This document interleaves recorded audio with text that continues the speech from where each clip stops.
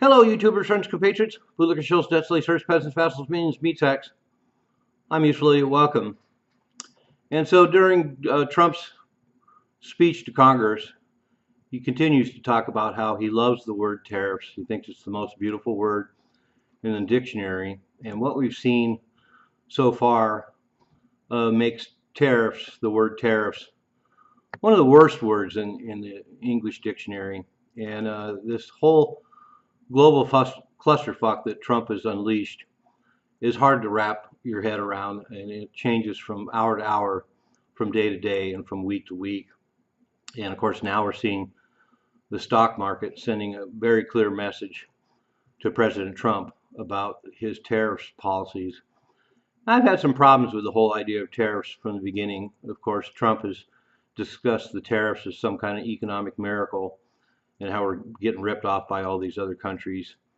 And there's a slight grain of truth to that in a way. But the fact is, this whole idea of tariffs is just mind-numbing. One example right off the bat was Trump proposing that tariffs would somehow replace the income tax. And that's so ridiculous because, of course, the tax revenue brought in by the United States that runs the United States government is in the zone of four to five to $6 trillion, and tariffs, even at their very height, would only bring in hundreds of billions. So the whole idea of replacing the income tax with tariffs is ridiculous. So let's start with that. And then the other fallacies, of course, are Trump's claims about tariffs. One is that tariffs will increase revenue enough to balance the budget. And I go back to the fact that tariffs are not going to generate enough money to balance the budget, nowhere close to that. And then number two, Trump claims that tariffs will bring manufacturing back to the U.S. Well, first of all, manufacturing peaked in the United States in 1980 and has been on a decline ever since then. And the whole idea that tariffs are going to bring manufacturing back to the U.S. is a pipe dream. It will bring some manufacturing back to the United States because a lot of companies are getting a lot of big tax incentives to do their manufacturing in the United States. But it still will get not even near the manufacturing base the United States had in 1980.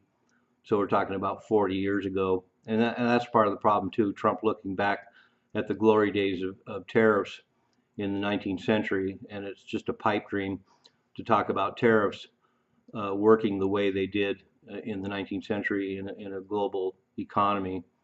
Not to mention the fact that the reality is, if you look historically at tariffs in the 19th century, it was a nightmare. And so this whole idea that the United States government was funded entirely by tariffs up to the early 20th century is partially true, but when you look at the details, for example, tariffs in the early 20th century, a lot of global trade was lost. In fact, 2/3 of global trade was lost because of tariffs and extremely high tariffs. Another Trump claim about tariffs is that they will reduce inflation. And of course, that's just, you don't need to be an economist to know that's ridiculous. Inflation has to do with a lot of other factors, including massive government spending. And it doesn't look like massive government spending is going to end. So even though there's reductions in the federal workforce, for example, it's a small percentage of government revenue. And in fact, the total amounts that Trump is going to save by eliminating federal employees, that's a mere 5%. Mere 5% of the amount what the government spends. It's mostly on the military and entitlement systems like the Social Security and the like. And so reducing the federal workforce, although it's long overdue and needs to be addressed, reducing government bloat, inefficiency, and waste, we're still only talking about 5% of government revenue. So that's pretty ridiculous. And then number four, the idea Trump says that tariffs will increase exports. And That's simply not true either, because the U.S. is the highest cost producer of goods in the world, and a lot of it's because of unions driving up the prices. And so, in order to increase exports, the price of American products needs to be cheaper, and that's not going to happen. So those are all pipe dreams. And now we're seeing this total clusterfuck going on out there um, with these trade wars. And there's no better example of what trade wars mean than even just the last few days. Of course, Canada immediately retaliated, and they're in British Columbia. They're removing all U.S. liquors off the shelves, and then of course Canada also put a 25% surcharge on electricity that goes from Canada to portions of northern United States. And then, of course, today, Trump retaliated, raising steel and aluminum tariffs even higher to 50%. And Canada's already backed down on their retaliatory tariffs and surcharge on electricity. So, so yeah, we have a clusterfuck going on. And Canada is the number one exporter of aluminum and steel to the United States. So that's another part of this that I hate when Trump says, "Oh, I know he speaks bluntly, but to just come out and say that Canada doesn't have anything we need, first of all, is a brutal thing to say and doesn't help relations with our neighbors. But also, it's just not true. Oil and lumber and aluminum and steel, particularly when Canada is the number one exporter of aluminum and steel to the United States, that's misleading at best. And then, of course, with the increase in steel and aluminum tariffs, the United States automakers are the ones that are going to get clobbered. So once again, Trump keeps talking about how this is going to save the U.S. auto industry, and quite the contrary. It's going to completely destroy the auto industry, just as tariffs on lumber are going to destroy home building. We've got enough real estate problems in the United States right now without that. And now we're having 54% of U.S. small businesses are saying this is going to be economically damaging to them. So a lot of the larger corporations may be able to weather these global tariff wars, but once again, like so many other things, U.S. small businesses are going to get hammered, and we're going to see that in grocery stores. We're going to see it at restaurants. We're going to see it at all kinds of small businesses. And interestingly enough, too, 75 to 80% of what Canada makes and what Mexico makes comes to the U.S. Another great reason why having a trade war with our biggest trading partners in Mexico and Canada doesn't make economic sense, and it certainly doesn't make sense just having good relationships with our two neighbors. And the damage for the relationships between our three countries is going to be hard to turn around. And in fact, the left in Mexico is now stronger than it's ever been because of this. And Mark Carney is going to be the next premier of Canada, and he's a relatively far leftist candidate, and he's going to thrive because of the tariff wars and because of the Trump presidency. And 25% of the things the U.S. makes go to Canada and Mexico, which is a small proportion in relation to what they ship to us. But once again, 25% in something as large as the U.S. economy, that's a huge chunk. And so having these trade wars with Mexico and Canada is certainly not going to help American industries. And I keep hearing the argument that in the long run, we will see the economic benefits.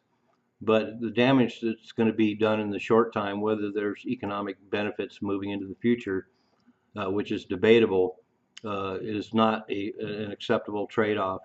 One example right now we're already seeing because of aluminum and steel tariffs is they speculate that the average price of a U.S. truck manufactured in the United States is going to add $8,000 in costs. And so that's a real example of the effects that tariffs are going to have immediately. You can call it inflation if you want, but um, I did a whole video course on the whole idea of produce and agriculture and the effects of inflation and tariffs on that are going to be relatively minimal. But in light of all the trade wars that are going on right now, it could end up being substantial. And that's a part of the issue as well. You know, under normal circumstances with moderate tariffs, we could expect inflation, but it would unfold relatively slowly. But in this environment, because the big thing that they seem to be missing, at least whoever's advising Trump and the Trump administration, is the tariffs that the U.S. Places will have some effects, but they don't seem to be paying attention to the fact that we're going to have these retaliatory tariffs by other countries, and that's where the big problems are going to arise. So if we have countries in the EU and we have countries like Mexico and Canada and even China placing a vast array of retaliatory tariffs, then Trump's ideas of the moderate effects of tariffs is completely off the table. And so that's where the United States is going to get hurt, not necessarily by U.S. tariffs per se, but it's going to be all the retaliatory tariffs placed by these other countries. And the fact that they don't seem to factor that in is a huge problem. And one of the other things I found interesting, though, doing a little bit of research, is that nobody's innocent in this.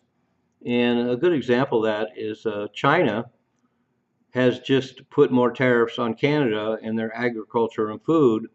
And in fact, Canada has huge tariffs on China, 100% on their EVs and 25% on their steel and aluminum. So, as I point out, nobody's innocent. So, Canada's putting huge tariffs on aluminum and steel from China to protect their interests in Canada, and yet now they're rightfully bitching about U.S. tariffs on their aluminum and steel. So that's how it goes in the world. But I think I've made my point. Trump has definitely unleashed trade wars, and they're completely unnecessary, and it's going to do a lot of damage, both in just relationships and then the economies of Mexico, China, and the United States and Canada, and then just the way it's all being handled as usual with Trump right now. And I hate to say it because there's a lot of policies I was on board with the Trump. I think there's a lot of these things that needed to be done, but now everything is just going off the rails. And as Trump once said, everything Biden touched turned to shit. And now it's kind of looking like everything Trump touches is turning to shit. And I'm going to try and hold on to my optimism that this is going to play out okay. And maybe Trump's strategies of tariffs, putting them on, pulling them off, putting them on, pulling them off, and getting leverage in negotiations, maybe it's going to play out okay. But right now, I'm just seeing a global trade war clusterfuck, and I'm not happy about it. I'm a useful idiot. Don't you be one too?